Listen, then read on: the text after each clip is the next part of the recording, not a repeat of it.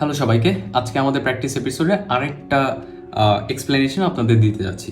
So আমরা previous একটা ভিডিওতে চেষ্টা করেছিলাম যে মাস্ক আর ট্রাম্পের মধ্যে যেহেতু একটা ওয়ার চলছে, সেই ওয়ারের মধ্যে টেসলার কী অবস্থা। সো সেই সেট আপেই আমরা এখানে একটা সেট আপ খেয়াল করেছিলাম যে এটা কি কারেক্টিভ স্ট্রাকচার নাকি ইম্পালসিভ স্ট্রাকচার। সো এটারই পার্ট 2 আমরা এখন একটু এক্সপ্লেন করার চেষ্টা করি। সো এইটা যেহেতু আমাদের প্রথম পর্যায়ে, আপনি যে প্রিভিয়াস ভিডিওটা না দেখে থাকেন প্লিজ ওইটা দেখে আসেন, তাহলে এটা বুঝবেন না। সো আমাদের প্রথম ইনভ্যালিডেশন ছিল, যে মেইন ইনভ্যালিডেশন ছিল এই যে আমার এই ওয়ানটা কখনো ওভারল্যাপ করতে পারবে না এই ফোর দিয়ে ওভারল্যাপ করতে পারবে না। আইদার এটা 1 ওর এটা 2 ওর এটা 3 ওর এটা 4, দেন আমাদের 5 হবে এইখানে। যেহেতু এইটা আমার ওভারল্যাপ করেছে, আমার 618 লেভেল টাচ করেছে, তাহলে এটা একটা ইনভ্যালিডেশন। তার মানে এটা ধরে নিতে পারি যে এই স্ট্রাকচারটা আমার ইম্পালসিভ স্ট্রাকচার না, এটা হচ্ছে corrective structure. And corrective structure যদি হয়ে থাকে, দেন এটার টার্গেটটা হচ্ছে এটার হাই টেক করে ফেলবে, মানে এটার হাই যত স্টপ লস এখানে ছিল এগুলো সবগুলো টেক করবে। এটা হচ্ছে কারেক্টিভ স্ট্রাকচার নেচার। এখন যেটা করতে হবে যে এই সিচুয়েশনটাকে ইনভ্যালিডেট করতে কি করতে হবে, জাস্ট প্রাইসটা যদি এখানে শুট করে এই ইনভ্যালিডেশন লেভেলটায় লেভেলটায় চলে আসতে পারে, তাহলে আমরা ধরে নিব যে এই ইম্পালসটা হচ্ছে আউট অফ দ্য উইন্ডো, এটা চলে গেছে, দেন এটা হবে কারেক্টিভ স্ট্রাকচার।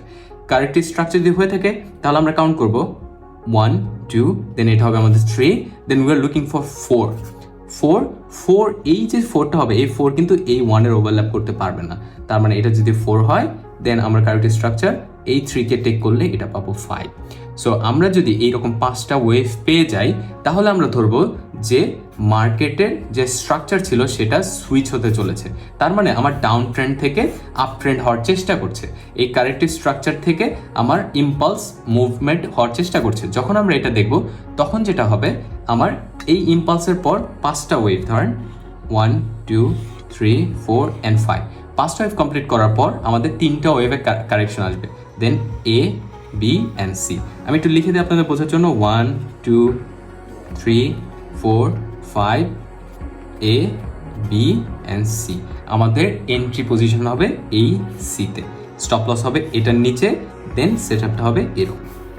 সো আমাদের চেষ্টা করতে হবে 1:2 আর এ ট্রেডটা নেওয়ার।